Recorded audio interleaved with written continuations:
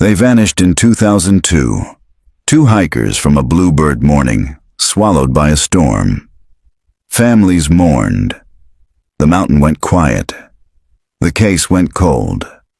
But 22 years later, their names reappeared in a summit register. Same date, same minute, two different hands. A club that never meets. A fair book that wasn't fair. A ranger with tidy consonants. A boy who kept a page. A witness who still hears the shout. This is the story of Mount Sparrow, of Rory Hart and Nika Paredes. The book that lied, and the people who made it tell the truth. If you're drawn to long-form, emotionally immersive true crime stories, subscribe. September 3rd, 2024. Location, Mount Sparrow, Summit Register Box, San Juan National Forest, Colorado. The box lived in the wind. Pine pitch mended its seams where the lid met the little brass hasp, and 1,000 wet gloves had polished the grain to the color of old tea. Jessa Lake ran her fingers along the top edge, counting the rusted tacks she'd cataloged in photos the night before. 7 on the hinge side, 8 on the lid. One new bright tack glinting where no bright tack had been last summer. She did not open boxes lightly anymore, not after years of doing this. The podcast, the documentary work, the interviews where grief made rooms smell like dried flowers and dust-warmed plastic. But a stranger's late-night DM, you're the only one who will check, had nested under her ribs and would not leave. She opened the register. The paper rasped. Someone had flipped this book many times, then very recently. Pages still bowed where a wet glove palmed them. The last page bore a neat line of entries in pencil. A family of 4 with a doodled goat. 2 college kids who wrote the altitude wrong. A solo hiker armed with a smiley face and an exclamation point. And then, Rory Hart Nika Paredes, August 27th, 2024, 2:41 p.m. Jessa's mouth went dry. She knew those names in the way a county knows its unfinished stories. Memorial Day weekend, 2002. A bluebird morning, a forecast that soured at noon. They'd set out fast and light, promised parents they'd text a summit selfie by 3. The phone never pinged. The search ran 5 days until sleet chewed visibility down to nothing and the sheriff called it. No bodies, no packouts. The mountain kept its own. She flipped back 1 page. The paper had that oily graphite sheen of recent pressure. 2 lines up, in a different hand. Slanted, rounded, almost pretty. Nika Paredes, Rory Hart. August 27th, 2024, 2:41 p.m. Same date, same time, same names, different order, different hand. Her stomach tightened, not from altitude. Someone wanted this to be seen. 2 entries, 2 styles, like the correction marks she'd learned to spot in case files and court exhibits. She took photos, angle, macro, a scale shot with a ruler, and another of the tack that didn't match the old pattern. She pressed a blank page lightly over the entries and shaded with the side of her pencil. The ghost of strokes rose up, pressure points darker, hesitation marks blooming where a hand had hovered. The wind combed the ridgegrass flat. To the north, the knife of Sparrow's east arête cast a clean-edged shadow into half a cirque. Glacier scoured and empty as an old bowl. A raven croaked once, lazy and satisfied. Jessa breathed the thinness until it chilled the heat behind her eyes. "Hart and Paredes," she said aloud to no one. "Who put you back here?" She had seen it once before, in a different decade, on a different mountain. Twin Needle Peak, 1986. 2 backpackers who never made camp. A register page that reappeared at the ranger station with their names written in after the fact. The old ranger's handwriting had been tidy as ledger columns. He swore the page had been misfiled and then found. He swore a lot of things. She turned a page, and something caught in the corner. A very faint indentation before the first signature, like a test line, the shape of the letter R practiced once just off the margin, where no one would look. Jessa closed the book. She replaced it in the box. She slid the hasp down. The mountain looked the same as it had yesterday and as it would tomorrow, which was the kind of lie mountains loved most. Back at the trailhead, her rental's doors thunked like a heartbeat.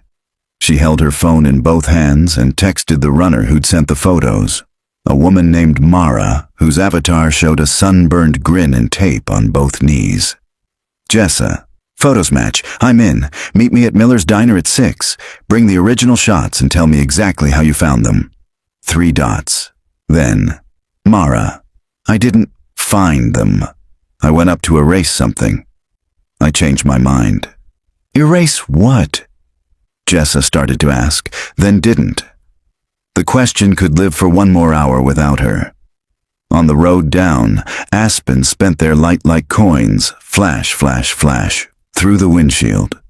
She passed the turnout where the Hart Paredes search had staged 22 summers ago.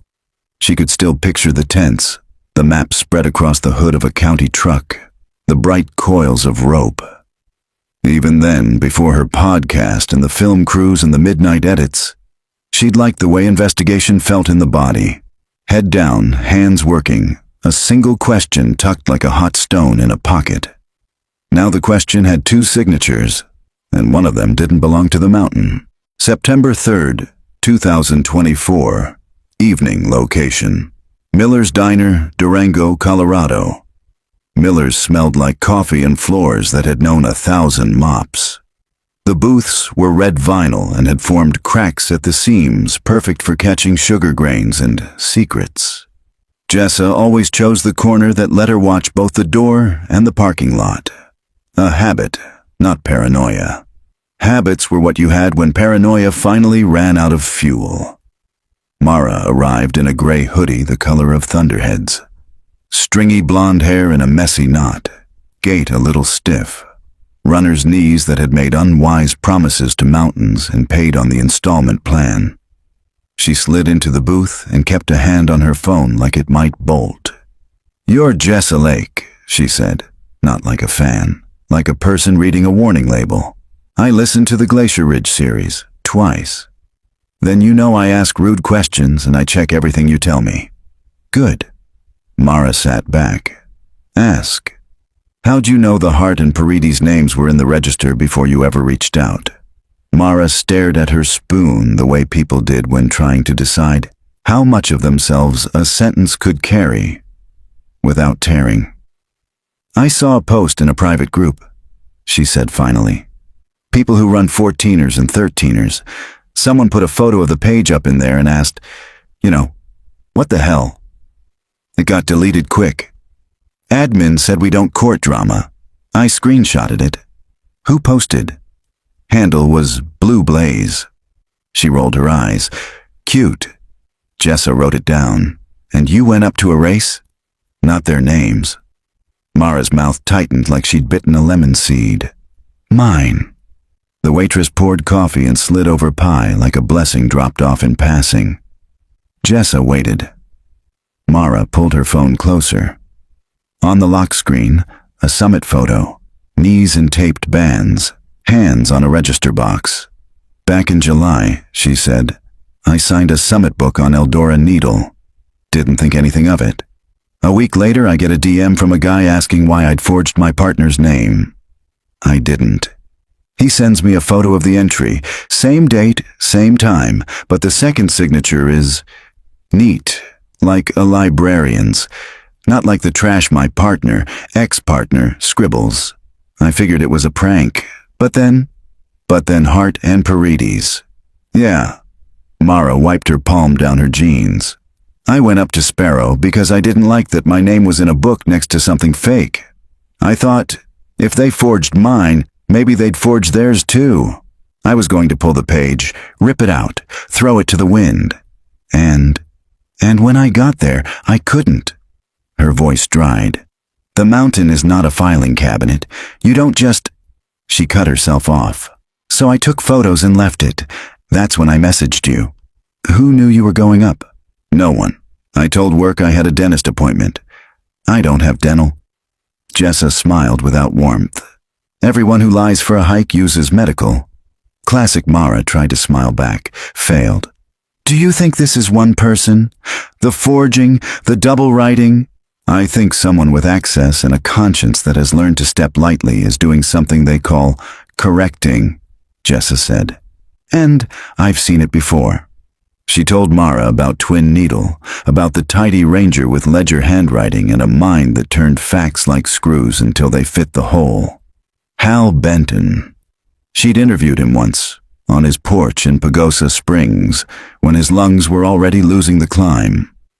He'd been charming like a grandfather who taught you knots, and forgot to mention the time he let a kid spend a night above tree line because it saved money by keeping the helicopter grounded. He's still alive? Mara asked. Barely by the time I got there. Died 2 weeks later.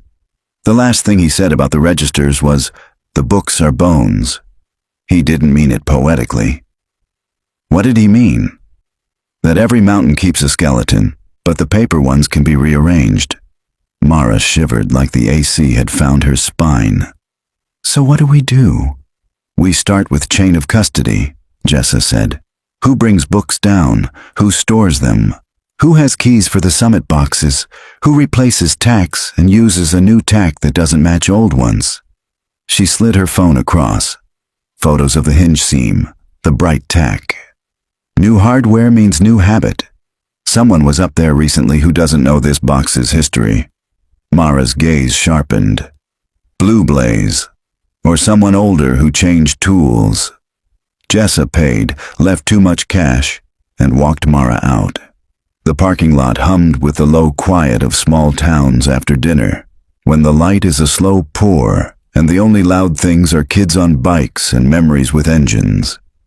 She offered a hand and Mara shook it, hard, like she was making a deal with herself to finish something. As Jessa turned toward her car, a county truck rolled past. She knew the driver. Everyone who had learned to ask questions in the San Juans knew Owen Vale. District Ranger 2 decades deep, broad in the shoulders, unbothered by storms. He tipped 2 fingers off the wheel in a little salute that missed warmth by an inch. His passenger window was down. The wind flipped a corner of paper on his dash. A register page, maybe. Or a permit log. Or nothing at all. The truck rolled through the yellow and vanished. Jessa felt that old stone in her pocket again, the one question, heated by friction until it could brand. She took out her phone and opened her contacts. She still had a retired sergeant's number from the Hart Paredes search. She still had a printout of the chain of custody policy for trail registers. She still had Hal Benton's transcript, where a cough had drowned his vowels and left the consonants behind to scrape. She texted her producer only 3 words. Rolling on Sparrow.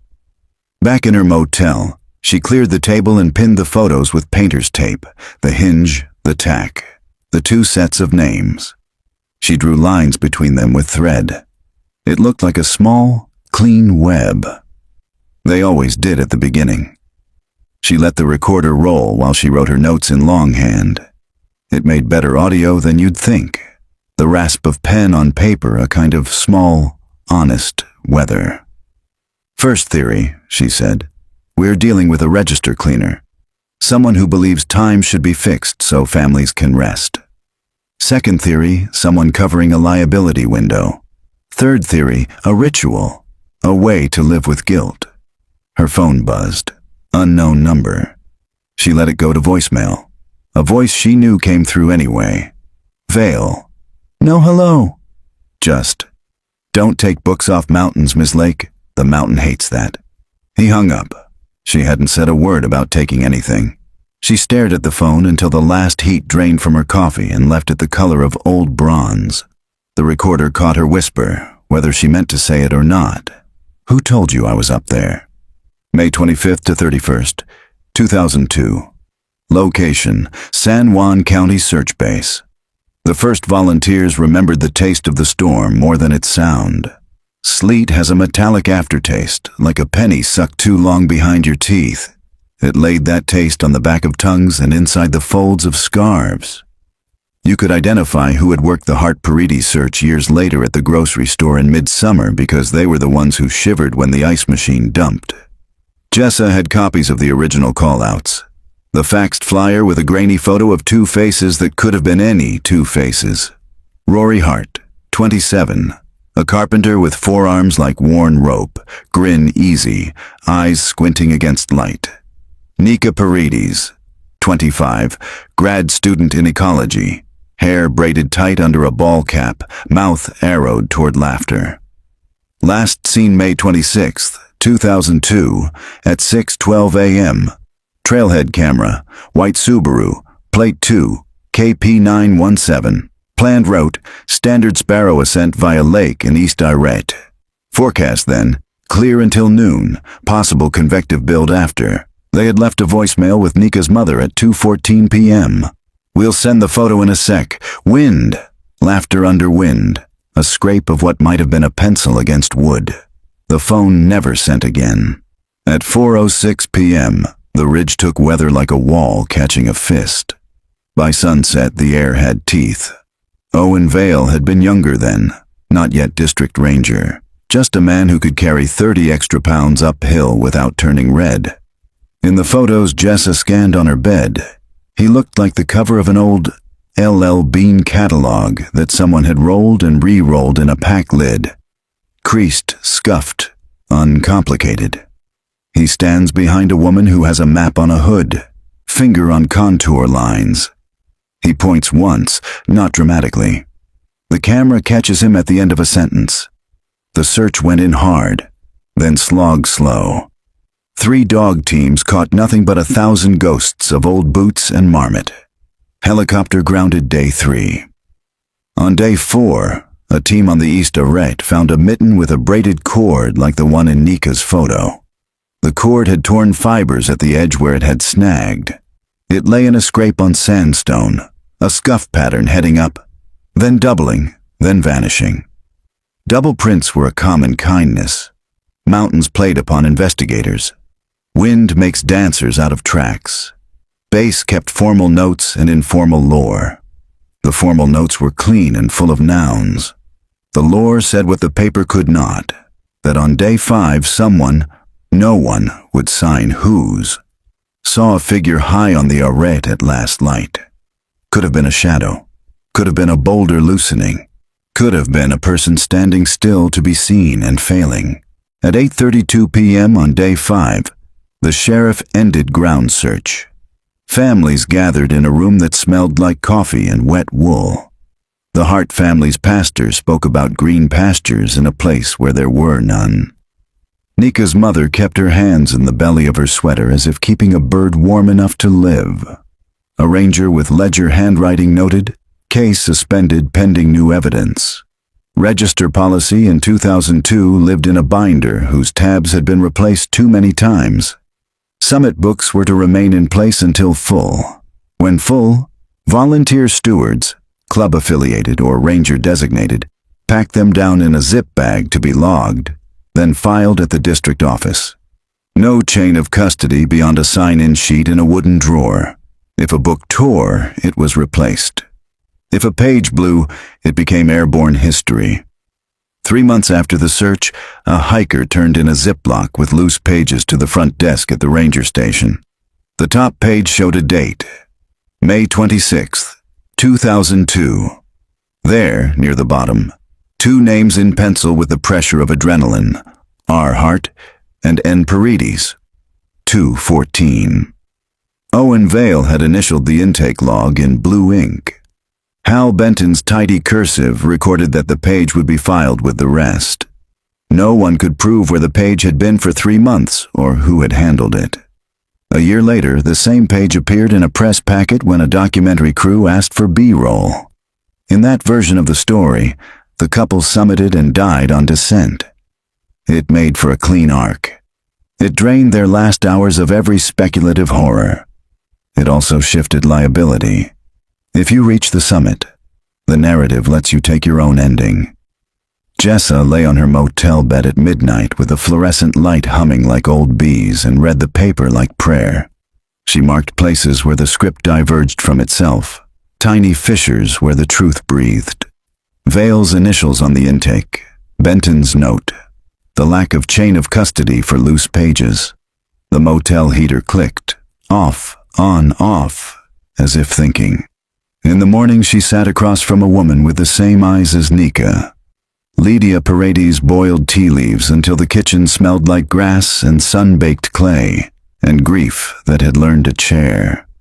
She spoke softly. People always do. When they have told a story, enough times that loudness would make it mean less.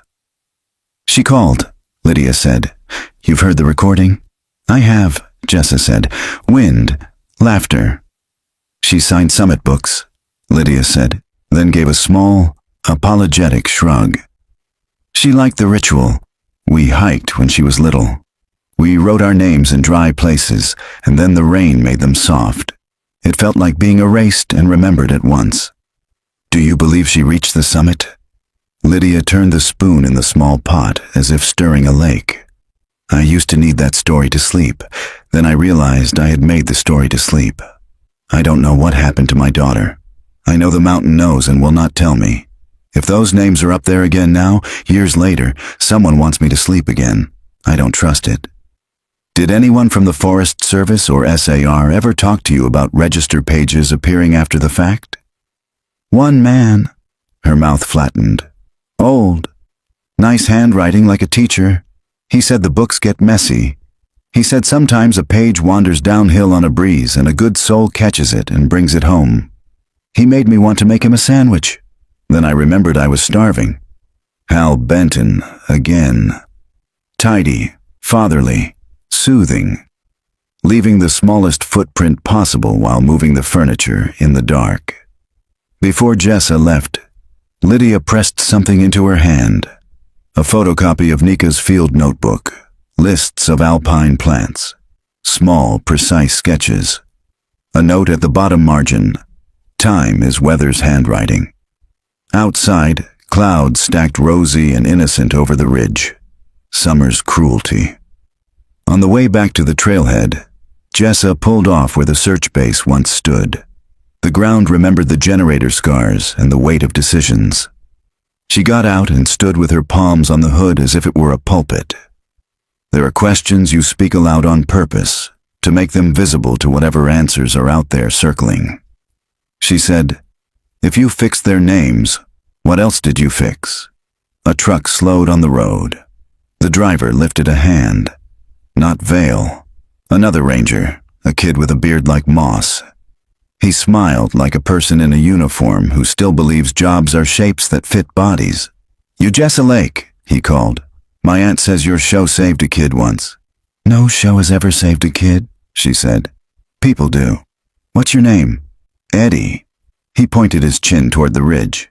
You hear someone pulled the Sparrow register last night? Her heart tapped the hood twice. Who? Don't know. I just got told to say if I saw anyone with a zip bag. He studied her face. You okay? Never, she said, and got back in the car. Her phone had no bars. The ridge breathed like an animal asleep and dreaming of a chase that never ends because that is the only dream mountains have. September 4th to 6th, 2024. Location, San Juan District Ranger Station. The station's lobby still had the mural of a cartoon trout leaping a cartoon waterfall. Jessa had once interviewed the artist, who told her she added a hidden outline of a boot print in the rocks. A joke for herself, a secret for kids. Secrets imprinted on places whether people meant them to or not. Public records, please, Jessa said at the front desk. Summit register chain of custody, Sparrow, last 5 years. Sign-out sheets for book retrieval. Contractor logs for box maintenance. Names of volunteer stewards. The clerk, a woman with a braid as long as good memory, did not blink. FOIA, if that's what it takes. The braid woman smiled. Or I can simply print what is public and put a note on the rest. She lowered her voice. Listen, Miss Lake, my cousin was on Glacier Ridge in 11. Your work matters. Paper is paper, but the mountain has other paper. She tapped the counter. Invisible pages. Jessa looked over the sign-out sheets at a table by the window. The Sparrow book had been retrieved twice in the last 2 years, both times by O'Vale. The hardware log, the tiny inventory kept by someone who cared, showed 1 box of brass tacks used on Sparrow in mid-August. Ordered by OVALE. The volunteer steward listed for Sparrow was a club unknown to her. Blue Blazes. She felt the tick that comes when threads stop pretending to be loose. She photographed everything, then asked for copies anyway because redundancy is not just safe. It's a superstition. On the wall behind the desk hung a shadow box with artifacts recovered over decades. A rusted tin cup, a harmonica missing its reed, a coil of waxed twine, a pencil stub chewed by a marmot because marmots were the original archivists. In the corner, under glass, a single page from the top of Twin Needle Peak, 1986. The tidy hand, the after-the-fact date. She asked for Hal Benton's retirement address out of habit, and because sometimes the dead leave more in their rooms than in their obituaries. The clerk hesitated, then slid a sticky note like a secret. His house is empty. The niece is selling. Be nice. She'll let you look at his notebooks if you don't say podcast in the first minute. Pagosa Springs at dusk smelled like rain that decided to sit and talk instead of fall. Benton's porch sagged under the weight of old chairs and newer dust. A woman in her 50s with a kindness that looked borrowed and well-kept opened the door. "You're the one who made Uncle Hal sound like a person," she said. "Not a saint, not a monster." "People make better radio," Jessa said.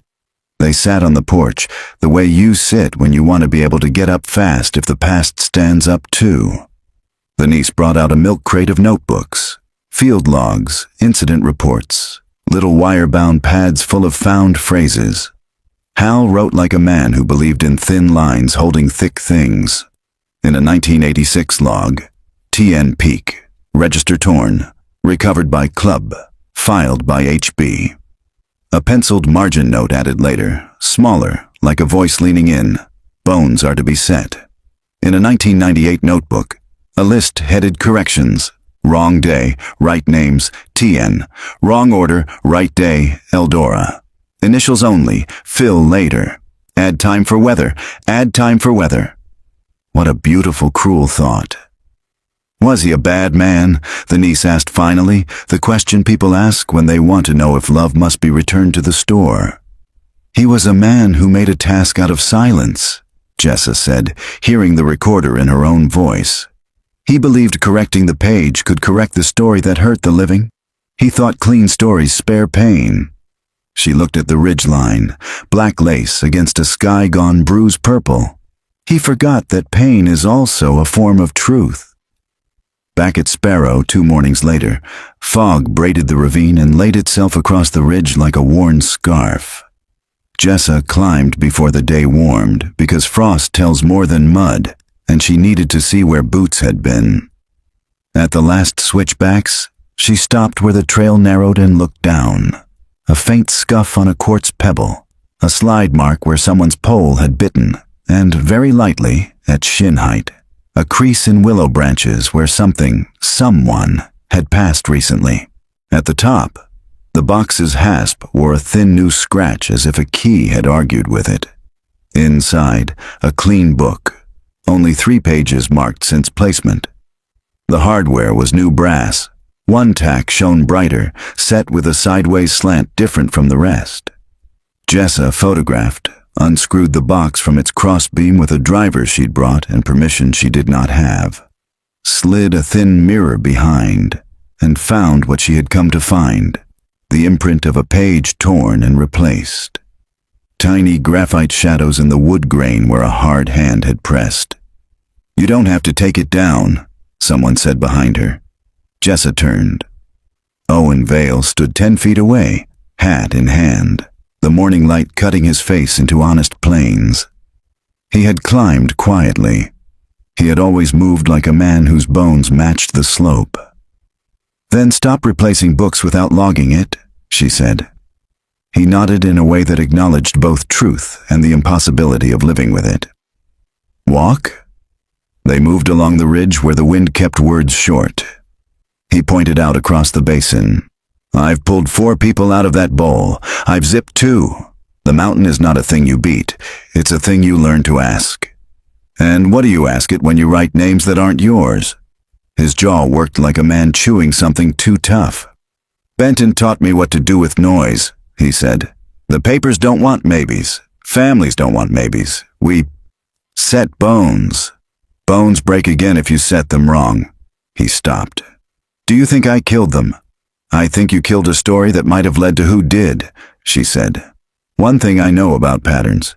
They don't form unless someone draws dots. He looked older then, not fragile, just something that let light through. You want my confession, Ms. Lake? Here it is. I put things where they should have been. I did it for weather, for children, for budgets that don't take helicopters after noon. If you need to cut that to sound righteous, cut it. I don't cut for righteousness, she said. Only for time. He exhaled a laugh that sounded like a cough. Here's a thing I didn't said. He pointed back at the box. The duplicate last week wasn't mine. Whose blue blazes? He smiled for real then. A club that never meets. He turned to go. Don't take the book, Miss Lake. Leave the bones on the hill. She watched him go until the fog erased the lower half of a man, and then the upper. And then it was just the mountain again, trying on the illusion that it had never had tenants. Jessa sat with her back against the crossbeam and let the recorder hear the wind. You can love a place that lied to you, she said, and still measure the length of the lie. Her phone buzzed in her pocket. Service was a rumor up here, but occasionally a generous one. A text from an unknown number. You're looking at the wrong ledger. Attached, a photo. A summit register from 1986, Twin Needle Peak. Same tidy hand, same set bones loop to the S. But the names? Not backpackers. A pair of trail stewards. One of them, O Vale. September 6th, 2024. Location, San Juan Alpine Club Archive, Durango, Colorado. Basements hold the weather of paper. Down here the air had that cool, hung-back smell of paste and cardboard. The kind of air that teaches you to speak softer so the dust can keep sleeping. Jessa signed a spiral notebook labeled Visitors with a pen attached by string, and followed a volunteer named Dot past framed summit photos into the stacks. Dot Bianchi looked like a person who had once been a librarian and never stopped. Hair in a coil, sweater with elbow patches, eyes that filed everything you said into subjects and cross-references. We host copies of old registers if they make it down, she said, plus club journals, maps, and whatever the Forest Service doesn't want to keep tripping over. What do you call the copies? Jessa asked. Dot's smile thinned. Fair books. Jessa felt that click you get when a word reveals a door behind it. Who makes them fair? Whoever can still read the rain-streaked parts. Dot spread a hand. Stewards, rangers, club folks. Blue blazes. Dot paused by a rolling cart. I've heard the name, more rumor than roster. She leaned in. Folks think it's a club. It's a signature, a way to say, we did maintenance, without inviting phone calls, Shelves murmured. Dot pulled a banker's box labeled Sparrow, Reg. 1999 to 2005. She set it on a table, drew on cotton gloves like a priest before sacraments, and opened the lid. Inside, 2 bound volumes and a manila folder swollen with loose pages. The bound volume had a cloth tape spine. On the title leaf, in neat cursive, Mount Sparrow, fair copy. Assembled 2003, H. Benton. Jessa's own breath sounded too loud. She placed the book on foam rests and turned to the tab for May. There they were. Our Heart, North Paredes. 2:14 p.m. The pencil line looked clean here, not the halting pressure she'd seen on the loose page in the station's shadow box 5 counties ago. On the fair page, the 2 had a downward hook at the tail. Benton's 2s did that. The names, though, the loops belonged to no one in the photograph from the trailhead, to none of the letters Jessa had collected from families after, to nobody's Latinate R and N. It read like a classroom example of their names. "Can I see the original?" she asked. Dot nodded toward the folder. "Loose leaf. Watch the tears." She slid the folder open. Inside lay the same page Jessa had memorized in the station lobby. Thin paper, water-warped, graphite gone soft where pressure had been hard. In the margin, barely there, the ghost of a practice stroke. A capital R, then a nervous notch where the leg paused before crossing. Not in the fair copy. She photographed everything with scale and notes. If someone wanted to keep liability simple, she said, a fair book would be the place to do it. Dot watched her. "You think the books are part of the story. I think the books are a story." She kept turning pages, forward into June, July. Benton had annotated places where the original was illegible, in tidy brackets. 3 illegible names. Family of 4, Storm. On the inside back cover, someone had taped an index card. At the top, corrections. The list echoed the one in Benton's notebook she'd read on the porch. Wrong day, right names, wrong order, right day. Initials, fill later. Add time for weather. "Did Benton ever speak at the club?" Jessa asked lightly. "Twice," Dot said. "He liked metaphors, said registers were bones. You set them so they could heal. People clapped like they'd been told they were useful." A trolley rattled upstairs, voices crossing like lines on a topo map. Jessa turned one more page and stilled. Tucked under the back flyleaf was a paper strip cut from a photo envelope. On it, in blue ballpoint, a number, P.O. Box 441, Pagosa, and beneath, K.B. Dwyer. "Who's Dwyer?" she asked, knowing the name by feel already, the way you know the route you've walked in the dark. Dot's eyes moved the way a cat's do when it hears its own name 2 rooms away. "Kid. Not anymore. He did odd jobs, ran trailhead caches for the club in the late 90s and early aughts. Carried spare pencils, new books, bags. He had hands like someone who kept his pockets full." "Kellen," Dot nodded. "That's right. Disappeared from our rosters after 2003. People said school custodian, night shifts. People said he liked the quiet." Jessa wrote the P.O. box and slid the strip back where she found it. If Blue Blazes is a signature, not a club, someone decides when to use it. Dot's hands folded on the table, neat as resting birds. "I like books that keep what happened," she said. "I don't trust books that keep what should have happened." Jessa thanked her, left a donation, and walked out into a noon that had overspent its blue. She sat in her car and called Pagosa directory assistance like it was still 2004. The clerk sounded delighted to route anyone to any number. The system still believed calls were rescue lines. "Dwyer, Kellen B., Jessa said. "One listing," the clerk sang.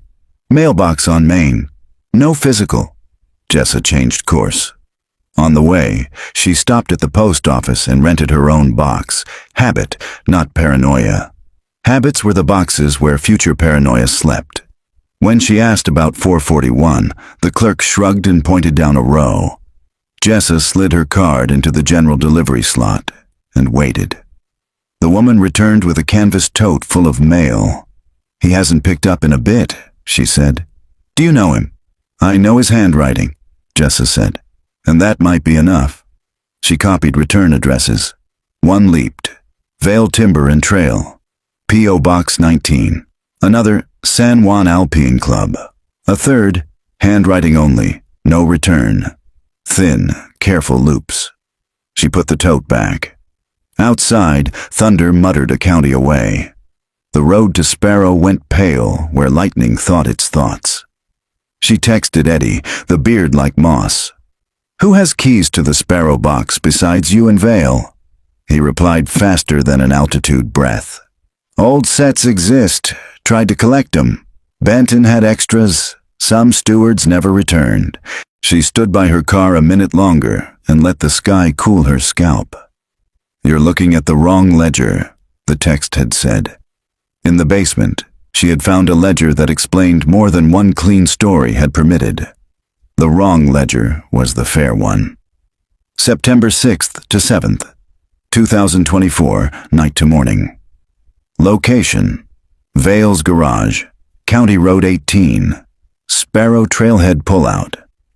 Vale's garage smelled like bar oil and mountain rain baked into canvas. The big door was up, the night coming in a wide, soft stripe. On the workbench, a cracked register box from some lesser summit, screws in a tray, a bag of brass tacks. In the corner, a shelf with labeled bins, hinges, hasps, graphite, zip bags. Jessa stood in the doorway and let her eyes map the rectangles of a life that had made order out of weather. He didn't turn when she said his name. He'd known she parked by the sound of her engine, the same way people who live on ridges can hear what kind of snow fell by the pitch of their boots. "You always leave your door up like that?" she asked. "You always walk into other people's rooms," he said, not unkindly. "Only when the rooms hold the bones." She nodded toward the register box. "You doing repairs for a club that never meets?" He wiped his hands on an old towel like he was finishing conversation with a different machine. "Someone has to replace what wind chews," he said. "Sit if you want." She didn't. "I saw the fair book, Owen. Benton's hand on top of other people's rough marks. Corrections pinned like butterflies. Better than letting pages turn to mush. Better than letting stories turn to mush," she said. "What does blue blazes mean when it appears on a sign-out sheet?" He untied the towel and folded it neat. "Sometimes it means we did a thing we didn't want to write our names under," he said. "Sometimes it means nothing." "Who's Kellen Dwyer?" "Kid from back when," he said too quickly, which meant he had been practicing not saying it. He carried water and pencils. He'd leave notes on trailheads telling people to pack their trash. He had a way of showing up right after a storm, like a person who knew when skies broke. He kept Benton's P.O. box on a strip in the fair book. Vale rubbed his brow with a thumb like an eraser. Kellen wanted to be useful. Benton gave him a job. Bring down books when they're full. Leave fresh ones. Don't forget the zip. And sometimes fix the story. Vale's mouth worked as if a word had a burr on it. "Benton had ideas," he said. "Right up until the end. Tell me about 2002. He flinched and hid it by reaching for the screws. "We searched 5 days. You know that. We found a mitten. We found scuffs that read like a fight and like a dance. We found enough cold to decide enough cold. 3 months later, a page appears. You initial intake. Why? Because that's what you do when a book page shows up," he said. "You log the object and put it where it can keep doing its job." And the job was to say they summited. His eyes went tired at the corners. "Ms. Lake, the job was to hold what they wrote. Did they write it?" Silence breathed. Somewhere a cricket remembered itself. Vale set the screw carefully back in the dish. "You think I wrote it?" he said.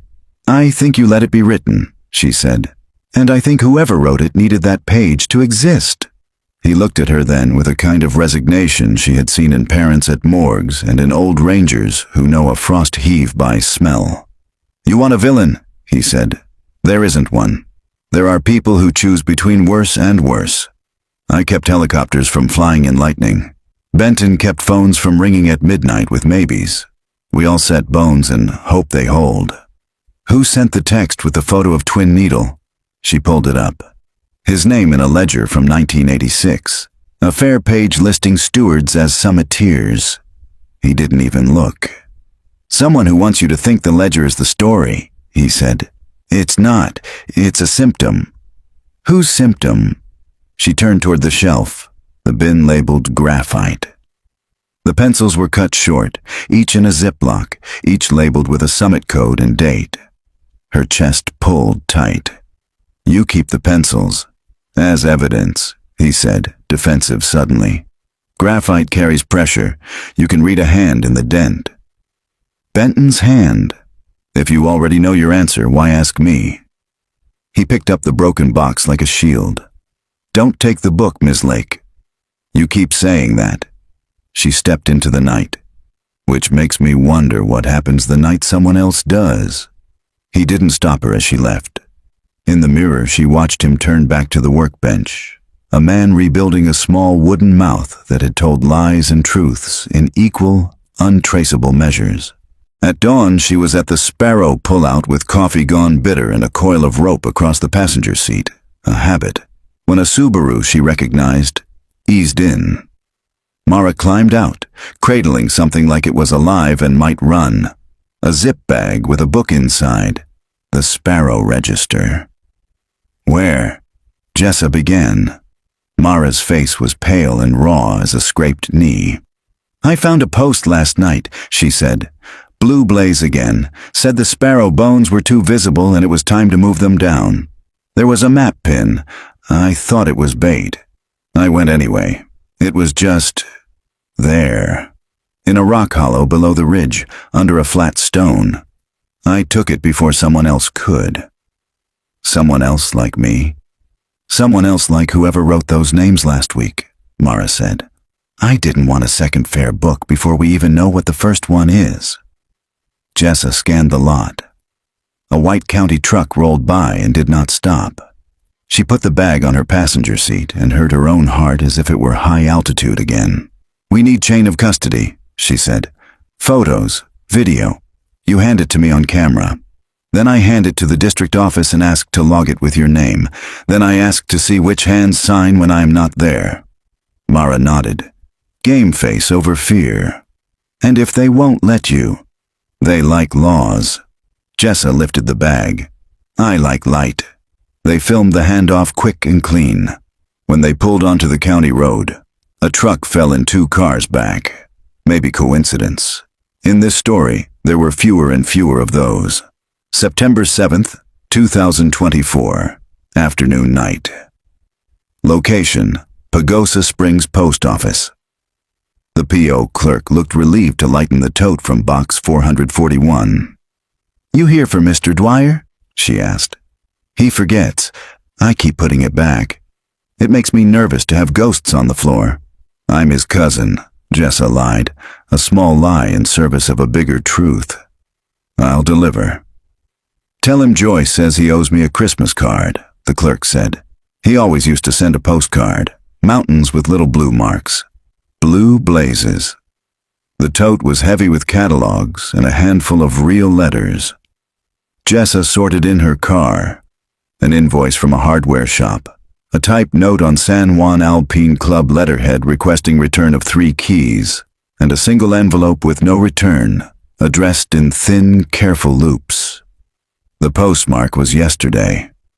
She put the tote on her passenger seat and traced the loops like a palm reader. The letters had librarian neatness. Add time for weather, Benton had written. Someone else had added time for mail. The address on the Alpine letter gave her the apartment. North Side, a faded green building that had been new when people believed avocado paint was a prayer. The hallway smelled like laundry and canned soup. She knocked. No footsteps. She slipped a card under the door. Call me, older than you think. And turned to go. The door opened 3 inches. You're not my cousin, a voice said. Neither are you, Jessa said. But you know my name. Through the slice of door he watched her like a deer that had learned which roads were kind. Early 40s. Beard like it remembered last winter. Hands with ground-in graphite. Nail beds dark from the pressure of sharp pencils. I listened to your show, he said. You take the long way around a question and the answer walks out to see what's going on. Kellen, she said. He didn't ask how she knew his name. He also didn't open the door. I didn't write the names last week, he said, quickly, like pushing a raft into current before anyone could stop him. If that's why you're here. Someone did, she said. 2 hands, same minute, same habit of crossing the 7, same pressure. Have you seen the book? Everyone's seen the photos. Did you once carry this book? She asked. In 2002. The hallway hummed. A neighbor's TV laughed without context. He breathed like altitude, even though they were at 7,100 feet, and he'd grown up here. I carried pages, he said finally, not books. Benton told me not to move boxes unless they were full. You carried a page, she said, softer. 3 months after a storm. The lock turned. He opened the door enough for her to slide in sideways. The apartment had the geometry of a person who filed life by pile. Stack of trail maps, stack of keys, stack of notebooks bound with blue tape. On the table, a wood block and sheets of tracing paper. A little press, a graphite bag, a bone folder. A fair kit, she said. It's a habit, he said. I copy the parts that will rot, so they don't. They always rot somewhere, she said. If they don't in the paper, they rot in the living. He sat across from her and rested his face in his hands, not dramatically, as if he had learned to do it without telling his body he was doing it. When I was 19, he said, I wanted to be a ranger. Benton said I could be a steward. He told me the books were bones and they needed setting, and I said yes, because when a person hands you a purpose shaped like a mountain, you hold on with both hands. Jessa waited. The recorder, small in her pocket, waited too. I went up the morning after the storm broke, Kellen said. Benton said check the box, make sure the lid's still there, see if anyone wrote before the weather came in. Sometimes that gives you a last time. Sometimes it gives you nothing. What did it give you? A page, he said. Loose, torn where the tack went through. There were names I knew, people I'd seen around. And then he swallowed like the air had grit. Rory and Nika. Time written. Not neat. Pressed hard like the pencil was a nail. They used the same pencil as the person above them. I could tell because the tip scored the paper. How did the page get loose? The tack was a bad angle. The wind takes what it wants. Did you take it? I didn't want it to blow off the hill and into a gully where a marmot would eat the salt, he said. So I put it in my bag. I meant to take it to the station. I didn't. Not right away. Why? Because on the way down I saw a thing I made, he said quietly. A mess I made because I wanted to be useful where I wasn't. He told the story in small parts. The way you tell a child how a storm works without making them fear the sky. That afternoon, 19 and lit by the hunger to do good, he had hiked up after the storm line softened. He had cut below the east arête to avoid rime on the blocks.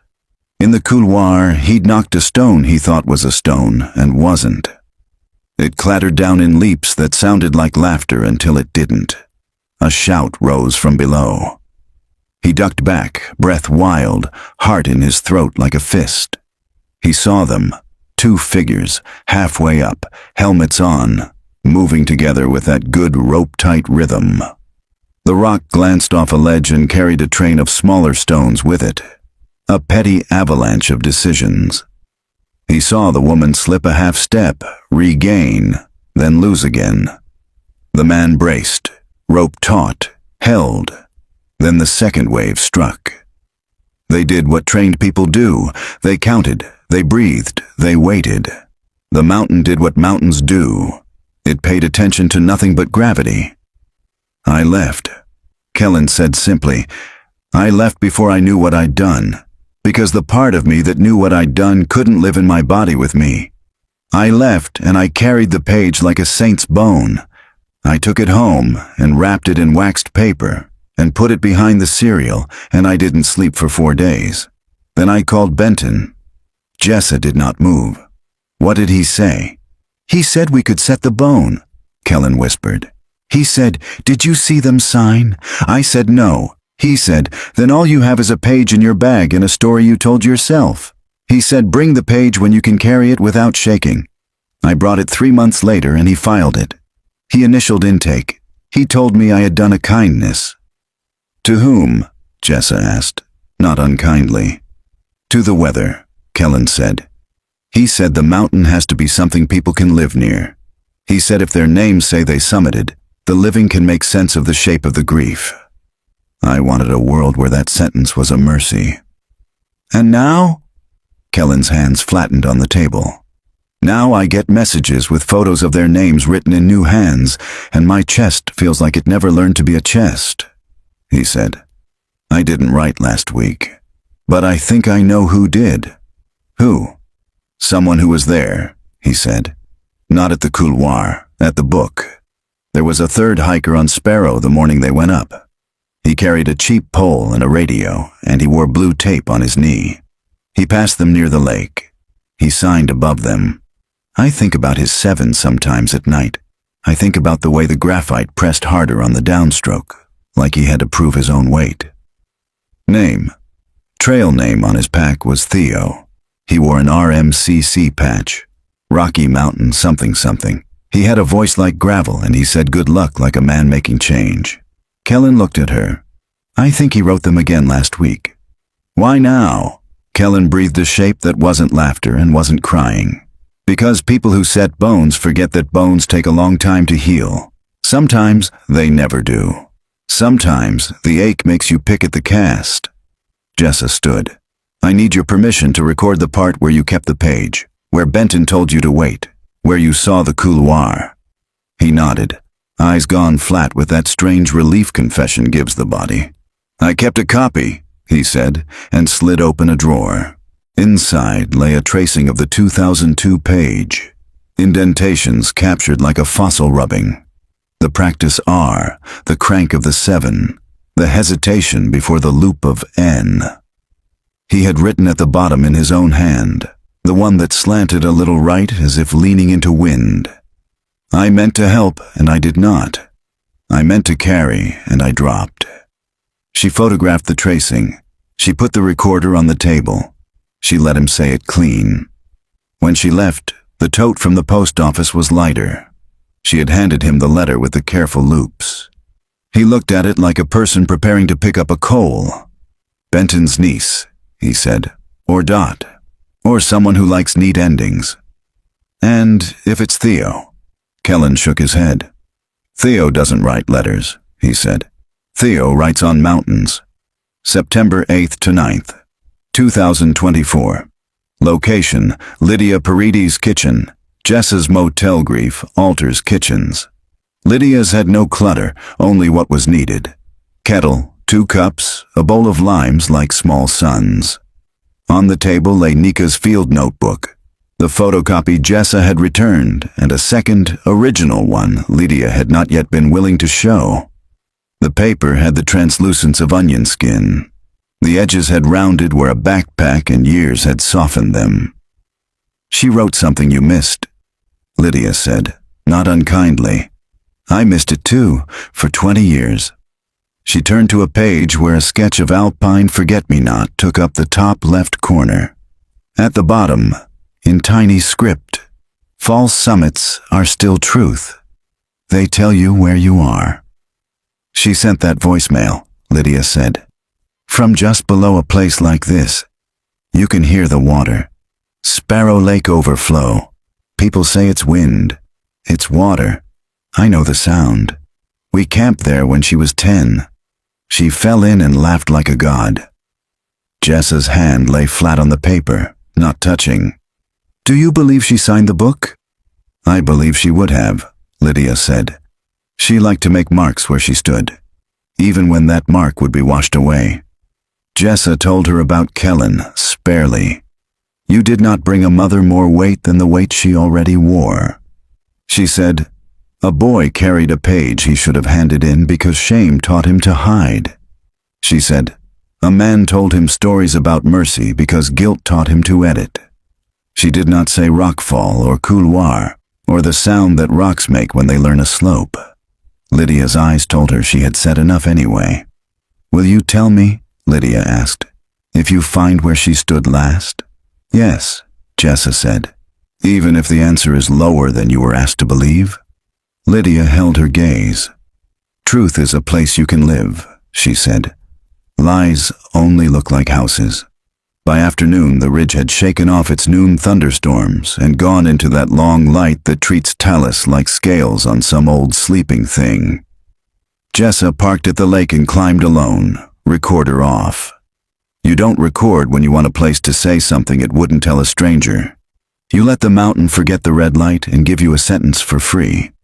At the false summit, a lump of hope before the real edge narrows. Someone had built a cairn out of slabs, stacked with the neatness of a kid learning blocks. The top rock had a flatter face than the others. On it, a pencil shaving had adhered where rain had been not quite enough. Just below, wedged in a seam, a rolled thing no bigger than a cigarette.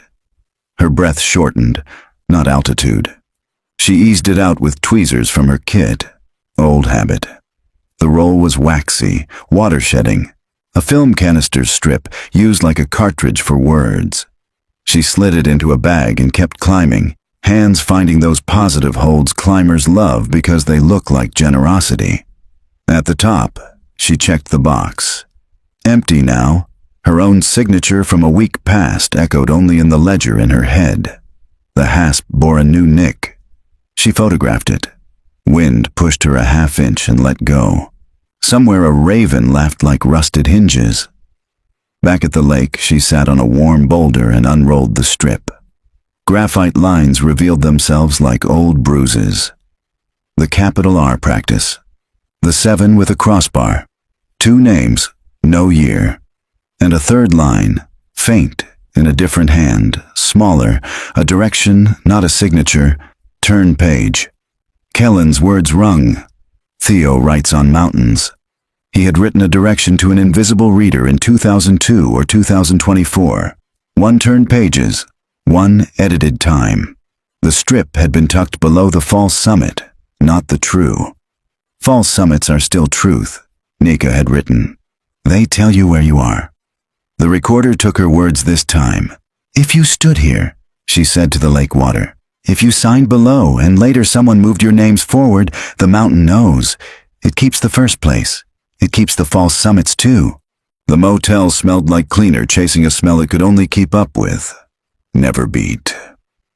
Jessa spread her finds on the bed.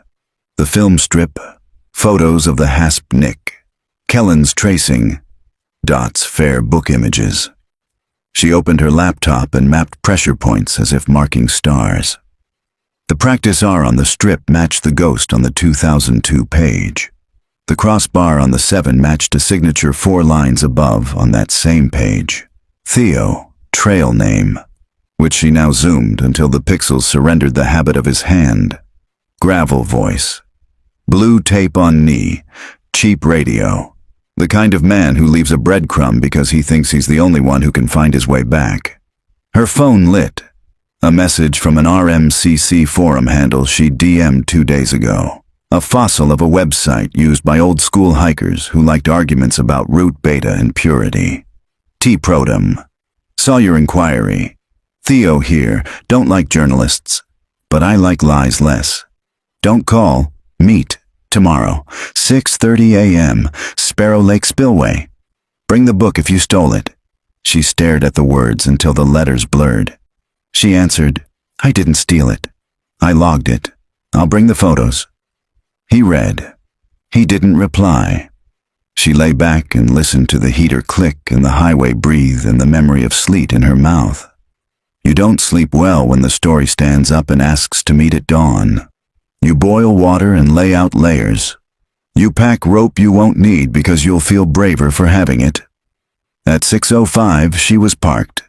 At 6:28, a man with a knee brace the color of painter's tape stepped out of the shadow of a spruce and leaned his cheap trekking pole against a rock. He did not offer a hand.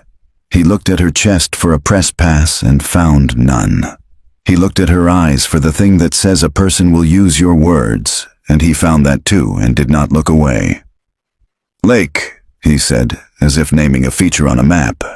You carry your name like it weighs something. So do you, she said. Theo. His smile was brief, a rock rolling once and stopping. You have my 7s dead to rights, he said. Let's talk about what I did and what I didn't. September 9th, 2024, dawn to midday. Location, Sparrow Lake Spillway. Theo poured coffee from a battered thermos and did not offer her any. He stared across the spillway where water slid flat as a blade before forgetting itself at the drop. The brace creaked when he shifted. You hungry? He asked finally, like a man offering truce in the only language he trusted. Not for what you bring, she said, then softened it. Tell me about the morning of May 26th, 2002. He spoke in the cadence of men who spend time alone. Short sentences, lots of geography. He'd started before dawn. Knee was good that year. Radio on his chest because everyone was paranoid after a late snow killed a couple on Red Mountain. He saw them at the lake, Rory and Nika, eating from a bag, laughing. They moved well. Young, strong, a rope coiled tidy. He signed and went ahead.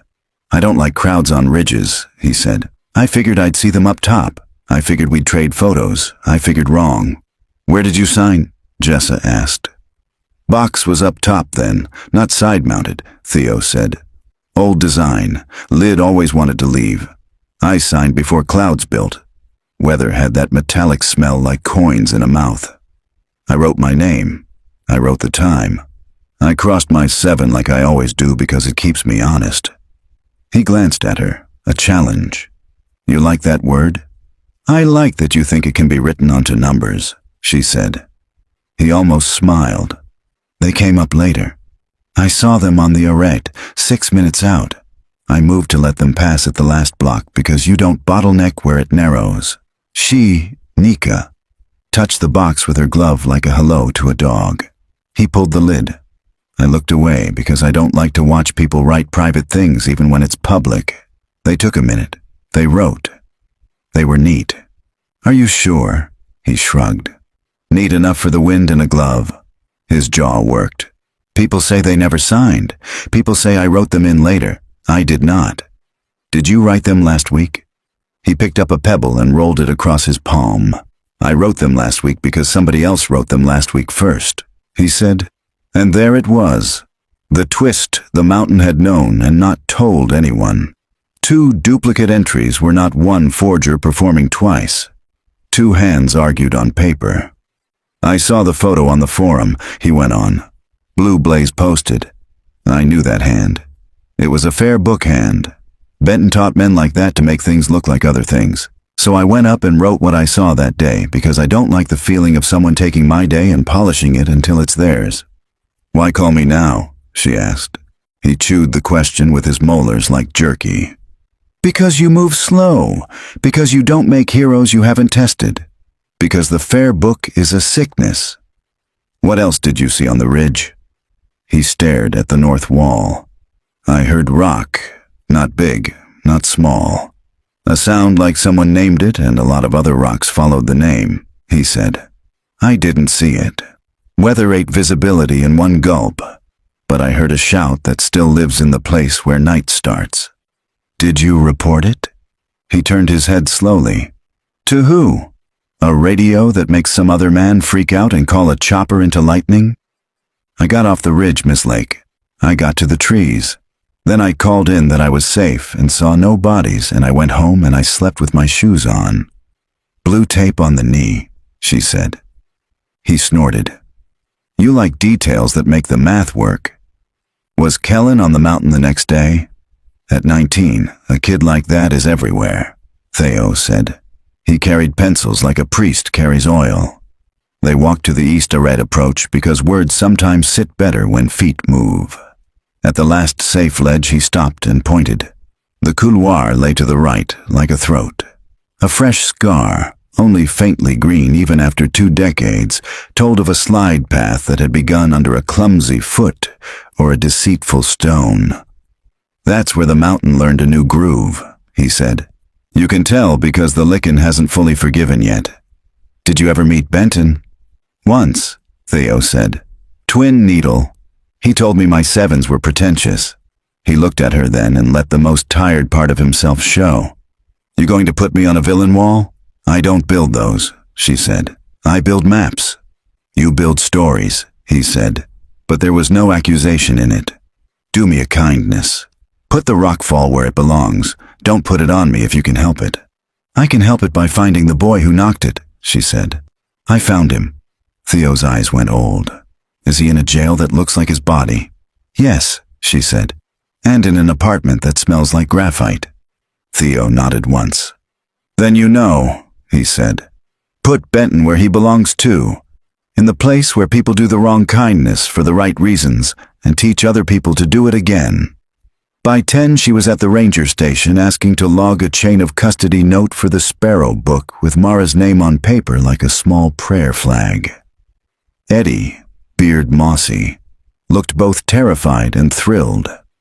Vale told me to cooperate, he said, then added, because he was young and truth sometimes falls out of young men.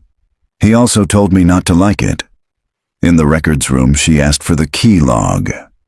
Eddie slid a binder over, then hesitated and pulled a slim, unlabeled composition book from a drawer. We have the official, he murmured. And we have the thing Benton made me keep that I didn't want to, but he could make old ladies laugh, so I did. He pushed the composition book forward with one finger, as if it might bite. Inside, dates and initials. Not many.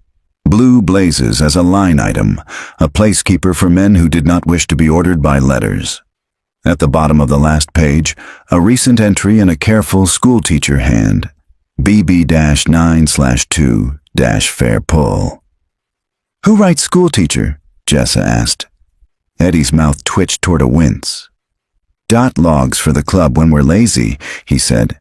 She hates it. She does it anyway. Says paper needs friends. She would not forge a summit, Jessa said. Dot would fix a comma on a gravestone if you let her, Eddie said. But she wouldn't lie about a day. When was the last key audit? She asked. Never, he said, then blushed. Or, I don't know. Who else has kits? He shrugged helplessly. Everyone who learned under Benton. Jessa photographed the composition book. She wrote in the margin of her notes, 2 hands, 1 belief. On the way out, she passed the trout mural and saw for the first time the boot print hidden in the rocks. A little outline kids pointed at and adults missed. She pressed her palm to the painted stone. Boots leave marks, even cartoon ones. Her phone buzzed. A voicemail filled the speaker with old tape hiss, and a voice like someone 2 rooms away whispering with a blanket over their head. Ms. Lake, a woman said. You don't know me. My name is Celeste Garner. I was on comms during Hart and Paredes. I heard 2 radios that day on the ridge. You'll want to hear the tape. September 9th to 10th, 2024. Location, Celeste Garner's house. Tape room, Silverton, Colorado. Celeste's living room had been turned inside out sometime in the last 20 years and made into a radio shack. Shelves of labeled cassettes. A rack with 2 handsets wired to a transceiver older than Eddie and twice as patient. The air smelled faintly of warm dust and coffee that had sat out and turned into a memory. I kept what they told me to erase, she said, her hands already knowing which box to pull. SJSAR, 2002. Sparrow Ops, Raw. You can judge me for not shouting sooner, but I had a son in high school then, and I believed men who said lightning kills faster than truth. Jessa didn't judge. People never confess to a microphone that leans forward like a judge. She set the recorder at a respectful angle and nodded for Celeste to thread the tape. The machine clacked. The hiss of altitude lay under the voices like frost under grass. 1311 hours. Calm male voice. Bass. Ops check. Crackle. A younger man. Echo 1. E-1 copy at Sparrow Lake Outlet. No visual Easter egg due cloud. Another voice. Older. Tidy. The consonants placed like thumbtacks. Ranger 2. R2 on east approach. Standing by. Jessa glanced at Celeste. She made a small circle in the air. Wait. 1317. A third voice joined, tight, breath a little short. Steward Blue. The Blue on trail below couloir. Got loose rock. 2 climbers below. Roped. Advise. Jessa's stomach went cold in a precise shape. Benton had written blue blazes like a signature. Here it was as a call sign. Steward Blue. Base again. Negative engage. Return to trees. Repeat. Clear the fall line, Blue. 1318. Echo 1. Copy loose rock. Visual negative. Radio traffic heavy near ridge. Recommend standby. Crackle. Another voice, gravelly, familiar to her now like a shoe that fits. Theo. Passing a rate block. 2 climbers at 20 yards, box in sight, weather metallic, will sign and move. A soft underscoring word from Ranger 2. Hold radio unless emergency. Standby order from Sheriff. 1320. A sound that the tape did not know how to translate except as a change in thickness. The rope of a day going taut. A shout, small, then smaller. A clatter like laughter until it doesn't. Silence, except for wind. Then Steward Blue again, voice hollow. We have rock activity. Do you want air? Base, faster now. Negative air, lightning in cell south. All units clear ridge. Repeat. Ranger 2 cut in. Stand by, Blue. If no visual, do not attempt contact. Theo, leaving Arrête. No bodies. We'll update at trees. The tape rolled 3 more minutes of wind and a clock inside it that no longer belonged to anyone. Celeste stopped the machine. Their breath made a new weather. I logged it, she said. We kept it on the internal. Nobody outside ops heard. Sheriff signed the stand down. Benton came by with cookies that night and told me policies are bones too. Who was Ranger 2? Jessa asked, though she knew. The tidy consonants. The thumbtacks. Owen, Celeste said softly. 20 years younger, still him. And Steward Blue. Celeste lifted a shoulder. Could have been Kellen, but the voice reads older to me. Could have been any of the men Benton trained to carry pencils and swallow radios. One of them watched the loose rock happen and said nothing that changed the next 5 minutes, Jessa said. Celeste met her eyes without flinching. That's what stand-down orders do, she said. They make you complicit without touching your hands. Why keep the tape? Because the day comes when the mountain stops being the only place you can hear something you should have heard before, she said. And because my son is 39 now, and the people who made the orders are ghosts or retirees. On her way out, Celeste handed her a second cassette in a little cloth bag, like a relic. Twin needle, 1986 raw, she said. If you want to hear Benton teach a club how to say fair without saying fiction. Jessa drove with the radio off, and the tape's wind still in her ears until she reached the edge of town where the road opened like a map into a valley that had learned to hold dozens of stories that never matched. Vale's garage door was closed when she pulled in, but he opened it within seconds, like a man who did not want to pretend surprise today. I brought you something you already heard, she said, and set the recorder on the workbench. She played 1317 through 1320 and watched his face mount the ridge it knew was coming. He stood with his hands on the bench, fingers white. When the tape ended, he erased his eye with his thumb and smiled the way men smile to keep their mouths busy while their insides pick a different voice. I remember, he said, you were Ranger 2. Yes. Did you issue the stand down? I relayed it, he said. Sheriff called weather. Benton said the books would tell the story. And what did you say? I said clear the ridge. He looked at her then, all the way. It took me 15 years to stop hearing the shout in an aisle at the grocery store when a can fell. You set bones after, she said. I set what I could move, he said. Some of us use hammers because we don't know what our hands are for anymore. A beat. He reached under the bench and brought up a ring of keys. Hasp keys, box keys. The small, rounded kind a person used when he had memorized how locks breathe. I don't get to decide who holds these anymore, he said. Eddie will inventory. You tell him to change the screws on the sparrow hasp. The new tack angle is wrong. You didn't write the duplicate last week. I did not, he said. You already know who wrote one. Theo.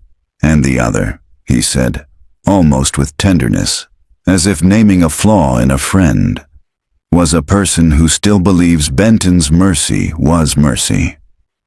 Blue blaze. He nodded toward the mountains like a man saying goodbye to someone who won't leave, even when you ask nicely.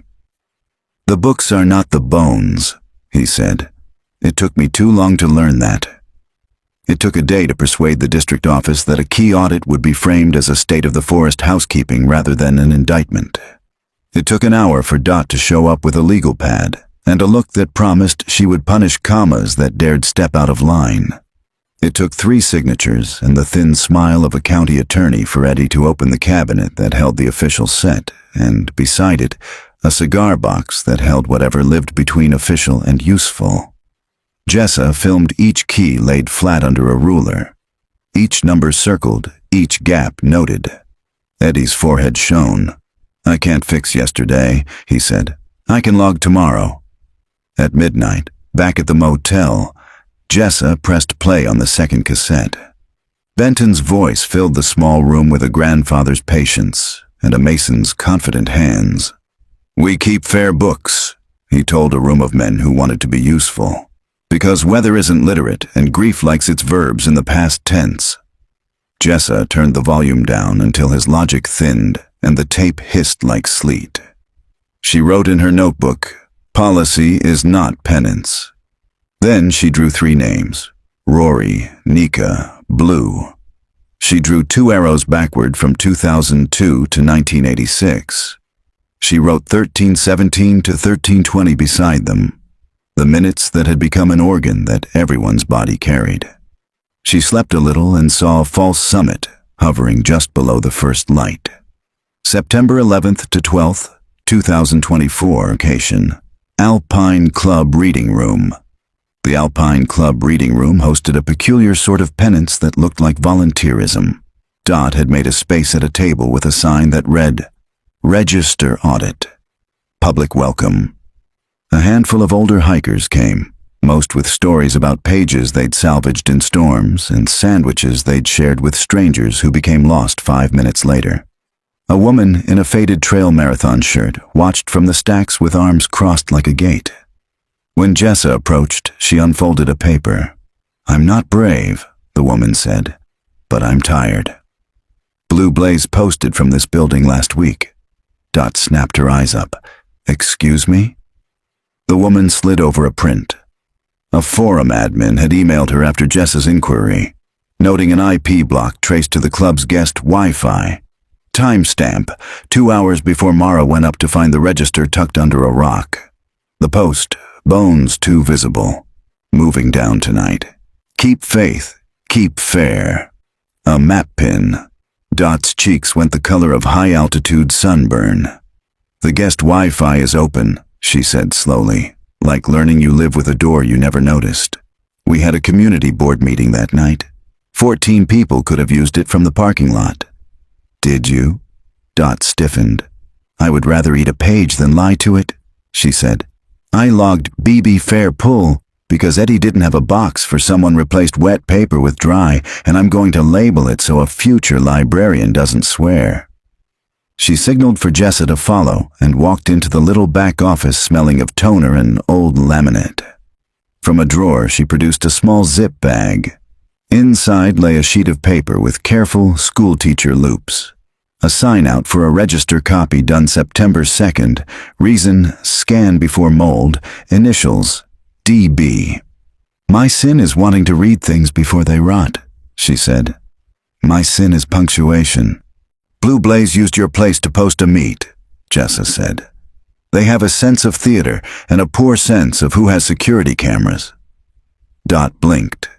"We do," she said. "A terrible one, but it remembers." The footage showed a parking lot in the blur of dusk. A figure moved in and out of the frame once, wearing a cap and a jacket a little too big, pausing by the glass to look at the bulletin board where the club posted trail work schedules and potluck sign-ups. The reflection sufficed. A long face, a beard. A body holding itself at the edges like someone trained to take up less space because space was a thing other people needed more. "Kellen," Jessa said. Dot exhaled like a person who had learned to like a boy, and then learned he was older and carrying something breakable. "He moved boxes for us when he was 19, she said. He still brings me pencils sometimes without saying hello. Jessa texted him. Tell me you didn't post Blue Blaze. The dots appeared, then vanished. Then, I posted the pin so I could get there first. To keep the book from the farers, I was going to bring it to you. Mara beat me. Good for her. A second text. I thought I could fix one thing I broke. Then, I'm at the false summit. Come if you want to make me say it out loud. Theo had already hiked half the approach by the time Jessa caught him. He moved like a man who had made a bargain with every old tendon in his body and who was now collecting on interest. He wants audience, Theo said, not cruel. Give him one. At the false summit, Kellen sat on the cairn like a kid on the step outside the principal's office. Textbook open because his hands didn't know what else to hold. The textbook was a notebook. The page was blank. He looked up with eyes that had learned to recede and failed at it. I left something here, he said. In 2002. I thought if it stayed, it meant they had stood where I stood. It was a marker for my cowardice. Maybe for their day. It was not my right to leave it. What did you leave?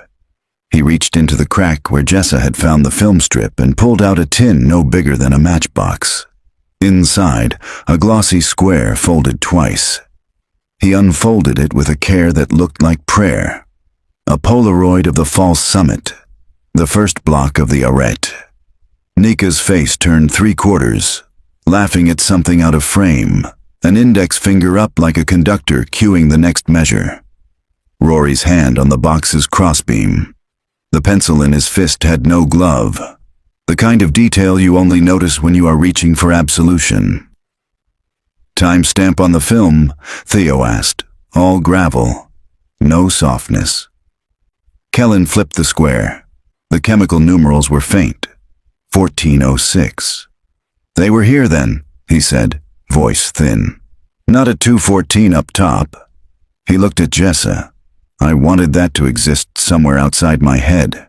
Who took it? She asked. Theo, probably, Kellen said, surprising them both. He shrugged, small. Some people take little pilgrim photos at false summits. They don't register them as photos. They register them as proof. Theo's mouth made a shape like it might be a laugh if it remembered how. I don't shoot Polaroid, he said. But the kid's right on the other thing. False summits are where you prove you're real before the ridge tries to take it. And you left the proof and let a storm have the ending, Jessa said to Kellen. I let fear arrange the furniture, he said. No defense left. I signed my own name in secret and waited for a man with tidy consonants to file me away. Wind lifted 3 small stones and set them down inches away like a parent adjusting a blanket. Theo angled his face to squint at the cairn's top slab. You see that? He said. A faint graphite line, not words. The angle of a capital R practiced and abandoned. The earliest draft of a sentence that never wanted to be tidy.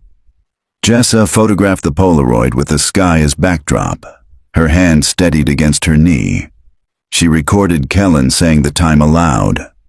She recorded Theo saying he did not take the photo, and that men like him sometimes gather the proof of life and then walk away from the rest because the rest is heavy. She recorded the wind because the tape from 2002 had taught her that weather is a character, not a setting. Down at the trailhead, Mara waited by her Subaru as if she had always belonged to such grammar. You catch your blue blaze? She asked. We caught a boy with a key and a man with a brace, and a lie we can finally name, Jessa said. Mara's eyes were older than her a week ago. They're still up there, she said, chin at the ridge, as if being somewhere had ended when the ridge took the last word. Aren't they? They are in the minutes between 1317 and 1320, Jessa said, and in the notebook of a woman who can still hear a water. Then finish it, Mara said, or don't. Just don't let anyone ferret again. September 13th to 18th, 2024. Location, San Juan County Hall. The county set out folding chairs in a room that had only ever heard petitions about potholes and dogs. The crowd was bigger than potholes. On the wall behind the dais hung a faded topo of the district, a red pin marked Sparrow, like someone remembering a birthday. The moderator mispronounced Jessa's last name and said podcaster with the vague disdain of a person who believes radios should come with knobs only. She did not correct him. She was here to let the tape play for people whose lungs had spent years refusing to let go. She played the 1317 to 1320 segment. She watched faces change weather. A man in a bright volunteer t-shirt cried without sound. A woman squeezed his knee hard enough to blanch her knuckles. Lydia sat very still, her palms on her thighs as if pressing down a map. When the tape ended, there was a quiet that felt like complete sentences not yet written. Owen Vale took the microphone. He did not look like a man backing away. "We were taught to save lives first," he said. "We were trained to balance risk at altitude because a dead rescuer is one more story for a mother to carry.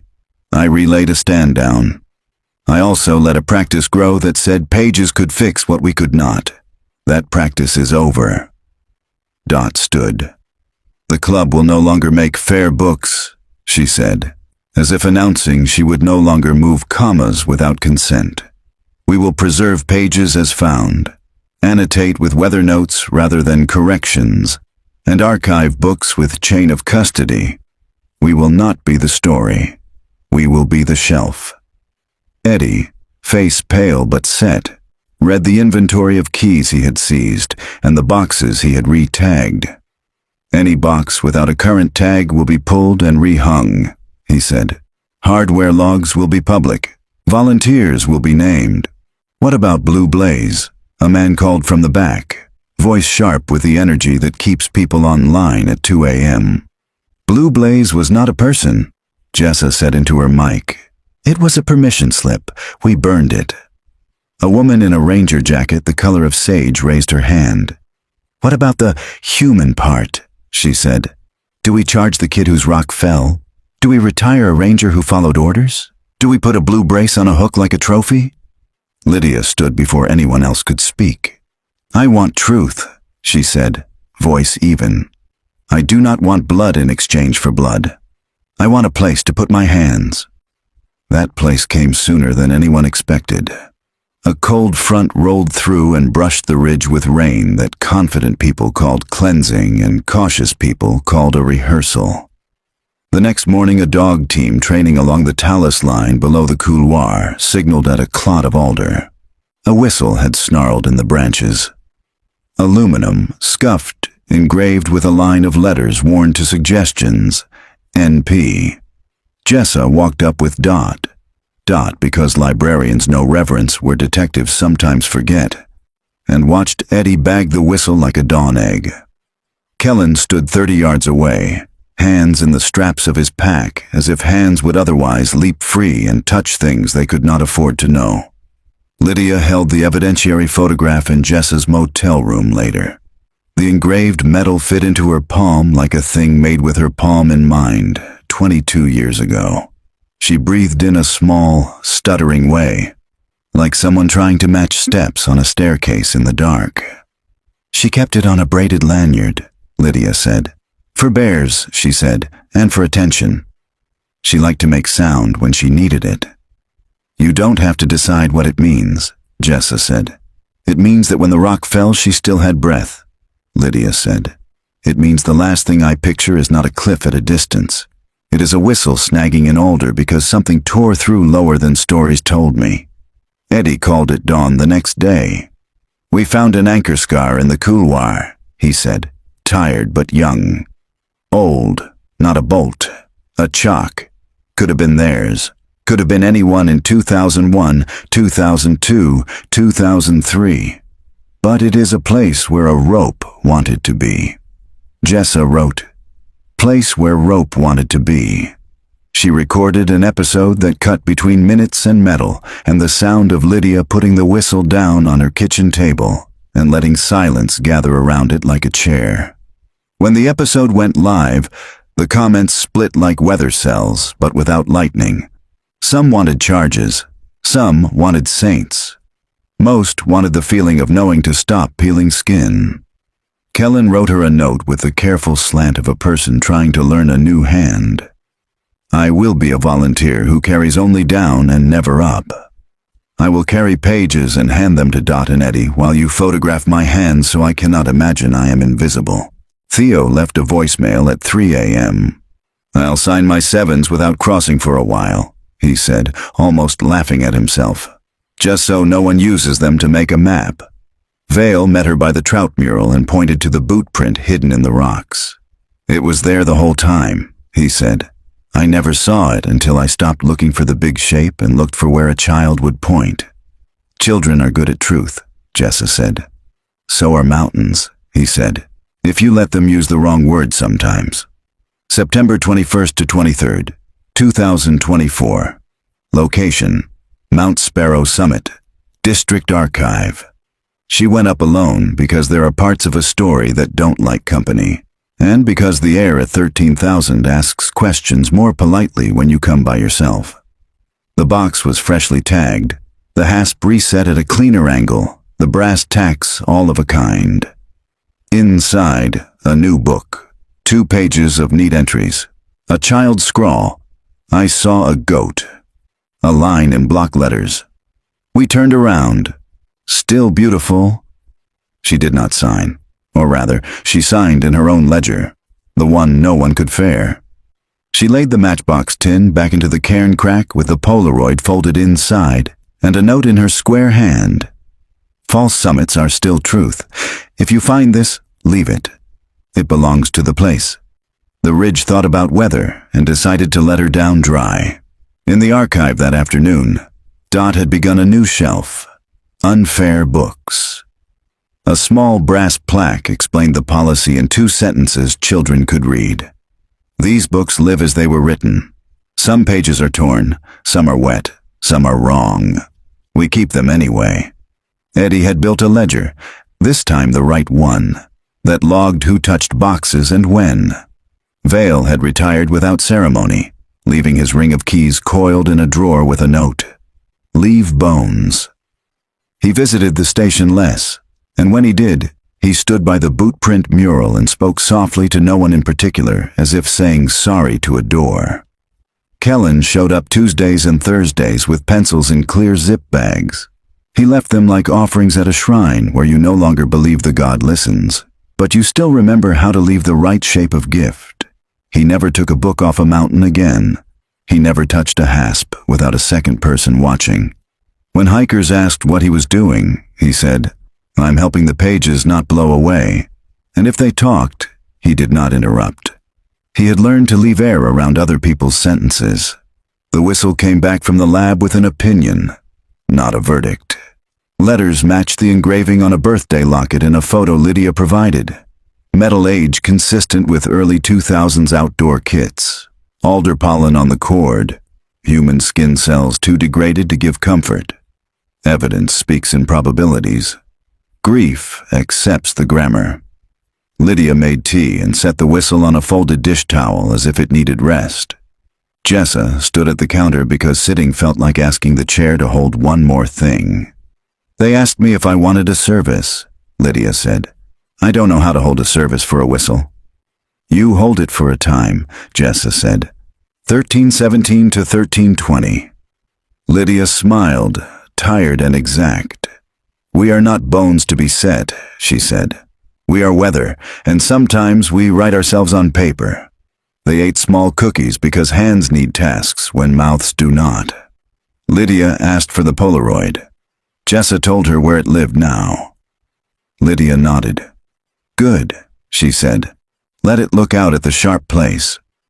On her way out, Jessa stopped by the ranger station to sign a clean piece of paper no one would fare, a request for public posting of the key audit and the end of the fair book practice. The clerk stamped it with a satisfying thud that felt like policy choosing to be penance. At the motel she cut audio, weaving tape hiss and raven calls and Dot's dry humor and Kellen's quiet wreckage. The wind from the 2002 cassette stepping down into the wind from last week like a parent matching a child's stride. She recorded the ending in one take because endings prefer not to be rehearsed. Fiction is a mercy we give each other when the facts have teeth. But mercy is not the same as truth. The register was signed twice because a place tried to be fair and a person tried to be honest, and another person tried not to be alone. Between 1:17 and 1:20 on May 26, 2002, a sound changed the shape of 3 lives and a mountain. We can name the minutes, we can change policy, we can hold a whistle, we can stop pretending paper can decide who reached the top. Her phone buzzed with a text from Theo. Saw your ending. You didn't make me a villain, you made me a minute. That's fair. Then another from Eddie. First unfair book on display. Kids love the boot print. And one from Mara. Signed, turned around today. Felt like telling the truth is something I can actually do. Night settled without a storm. She slept without hearing rockfall for the first time in a week. December 1st, 2024. Location: Lydia Paredes' kitchen. Snow had written new lines on the mountains and made them look earnest. In Lydia's kitchen, the radiator clicked like an old metronome. She took from her mailbox an envelope with no return address and a faint chemical smell. Inside, 2 rubbings. Pencil shade on thin paper, the way children lift leaves in autumn. The first rubbing showed the faint relief of Rory Hart and Nika Paredes in soft, hasty strokes. The second showed the ghost of a practice R and a direction in smaller hand. Turn page. No note. No plea. Only the rubbings, like a promise that someone had learned the difference between setting and stealing bones. She thumbtacked them above the kettle where steam could find them and think kindly. She brewed tea. She did not cry. Weather requires water. Grief had enough. Up on Sparrow, the box slept under a lip of rhyme. The new book's first pages were unremarkable, which is to say they were the right kind of remarkable. Couples wrote stunning and harder than I thought. Children drew goats. A solo hiker wrote turned around, still beautiful, in large letters and underlined still. No one had written Rory and Nika's names again. The film strip and the Polaroid lived in their crack like a tiny museum that belonged to rock, not people. At her desk, Jessa drafted the episode page. Credits, sources, an explanation of the chain of custody change that Dot and Eddie had nudged through like a heavy sled. She pinned at the top a photograph of a new shelf in the Alpine Club. Unfair books in clean type, and beneath it a hand-lettered card in Dot's neatness. Some pages are wrong. We keep them anyway. She thought of all the ledgers that had pretended to be the story. She thought of the wrong ledger someone had told her to look at. She thought of the right one, never bound, never archived. A mother's calendar with nothing after a date and then everything, eventually, after it. She clicked publish. The internet made one of its microscopic waves and broke against a handful of phones, and then 100 and then more. Somewhere, a man with a knee brace smiled and went to pack for a dawn that didn't need him. Somewhere, a retired ranger put his hand on a mural and let a boot print be a boot print. Somewhere, a boy with graphite under his nails left a pencil in a bag and wrote his full name on a volunteer form with the practiced care of new handwriting. Winter pressed its clean weight on the ridge. The books held what they could. The rest lived where it always had, in air that remembers voices and in minutes that do not forget being counted.